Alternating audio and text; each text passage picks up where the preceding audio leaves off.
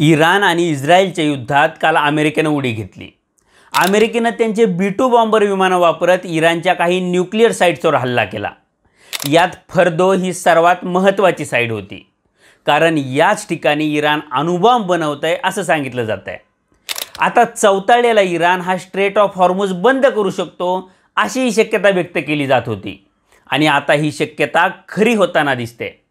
पण ही straight of हॉर्मुझ नेमकं काय आहे? इराण ही स्ट्रेट बंद करेल याची सर्वांना नेमकी भीती का वाटते? ही स्ट्रेट बंद होण्याचे भारत आणि चीनवर सर्वाधिक परिणाम होतील असं का बोललं जातंय? त्याचे भारत आणि चीनवर नेमके काय परिणाम होतील? त्यासोबतच तुमच्या आणि माझ्या आयुष्यावर याचे काय परिणाम होतील? या सगळ्या प्रश्नांची उत्तरं आपण आजच्या व्हिडिओमधून शोधण्याचा प्रयत्न करणार आहोत। त्यामुळे हा व्हिडिओ शेवटपर्यंत पहा, आणि तुम्ही जर अजूनपर्यंत लॉजिकल सिद्धांत आपल्या यूट्यूब चॅनलला सबस्क्राईब केलं नसेल तर आधी आपल्या चॅनलला तेवढं सबस्क्राईब करा।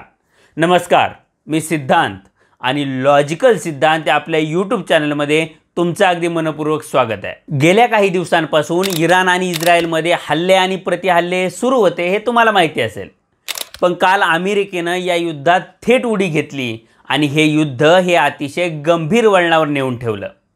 अमेरिकेनं त्यांच्याकडे असलेले B-2 बॉम्बर वापरले आणि इराणच्या न्यूक्लिअर साइट्सवर हल्ला चढवला। आता याला उत्तर म्हणून इराण स्ट्रेट ऑफ हॉर्मुझ बंद करू शकतो असं बोललं जात होतं, आणि हे आता खरं होताना दिसतंय, कारण इराणच्या संसदेनं इराणच्या सुरक्षा यंत्रणांना त्यांची इच्छा असेल तेव्हा स्ट्रेट ऑफ हॉर्मुझ बंद करण्याची परवानगी दिली।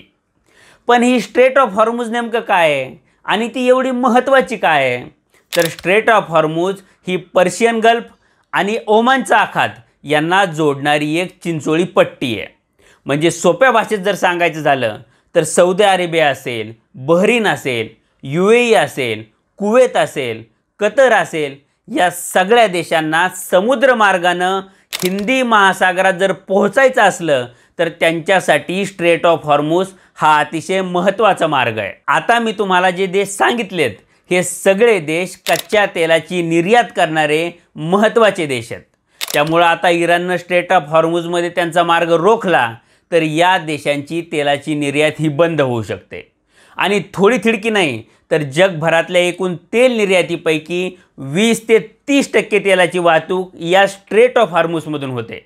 त्यामुळं भारत असेल किंवा चीन असेल यांना तेलाच्या टंचाईला सामोरं जावं लागू शकतं, आणि त्यामुळं या देशांमध्ये तेलाची प्रचंड महागाई होऊ शकते। आता इराणच्या संसदेनं फक्त स्ट्रेट ऑफ हॉर्मुझ बंद करण्याची परवानगी दिली तरीही भारतात तेलाच्या किमती या $80पेक्षाही वर पोहोचल्यात, आणि जर इराणनं ही प्रत्यक्षात बंदी लागू केली आणि स्ट्रेट ऑफ हॉर्मुझ चोक केला तर कच्च्या तेलाच्या किमती या $150 ते $200 पर्यंत पोहोचतील। त्यामुळं भारतात प्रचंड महागाई होईल हे उघड आहे। सध्या भारताकडे 9 ते 10 दिवसांचा तेलाचा साठा आहे, तरीही जर इस्रायल आणि इराणचं युद्ध वाढलं आणि इराणनं स्ट्रेट ऑफ हॉर्मुझ जास्त दिवसांसाठी बंद ठेवला तर चीन आणि भारतासमोरच्या अडचणी या प्रचंडपणे वाढणार आहेत। त्यामुळं चीननं इराणला हे स्ट्रेट ऑफ हॉर्मुझ बंद करण्यापासून रोखावं असं अमेरिकेनं चीनला सांगितलंय। आता तुम्हाला प्रश्न पडला असेल की इराण चीनचं काय ऐकेल? तर इराणवर अमेरिकेचे सँक्शन असताना सुद्धा चीन त्यांच्याकडून मोठ्या प्रमाणावर तेलाची आयात करतोय, आणि ही आयात थोडी थिडकी नाही आहे, तर ती एका दिवसाला 1 मिलियन बॅरल एवढी आहे। त्यामुळं चीन आणि इराणचे संबंध हे अतिशय चांगले आहेत। या संबंधांचा फायदा घेऊन चीननं स्ट्रेट ऑफ हॉर्मुझ बंद करण्यापासून इराणला रोखावं असं अमेरिकेला वाटतं, आणि त्यात चीनचा सुद्धा फायदा आहे, कारण चीन आणि इराणचा तेल व्यापार हा सुद्धा या स्ट्रेट ऑफ हॉर्मुझपासूनच होतो। त्यामुळे आता चीन हा इराणची समजूत काढण्यात यशस्वी होतो का हे बघावं लागेल।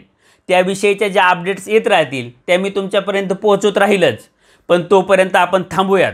पण थांबण्याआधी हा व्हिडिओ तुम्हाला कसा वाटला हे मला कमेंट बॉक्समध्ये नक्की सांगा, आणि आपल्या चॅनलवर आणखी आंतरराष्ट्रीय संबंधाबद्दलचे व्हिडिओ बनवावेत असं तुम्हाला वाटतं का हे मला कमेंट बॉक्समध्ये नक्की सांगा। हा व्हिडिओ तुम्हाला आवडला असेल तर व्हिडिओला तेवढं लाईक करा, आणि असेच नवनवीन व्हिडिओ पाहण्यासाठी लॉजिकल सिद्धांत आपल्या यूट्यूब चॅनलला सबस्क्राईब करायला तेवढं विसरू नका। धन्यवाद।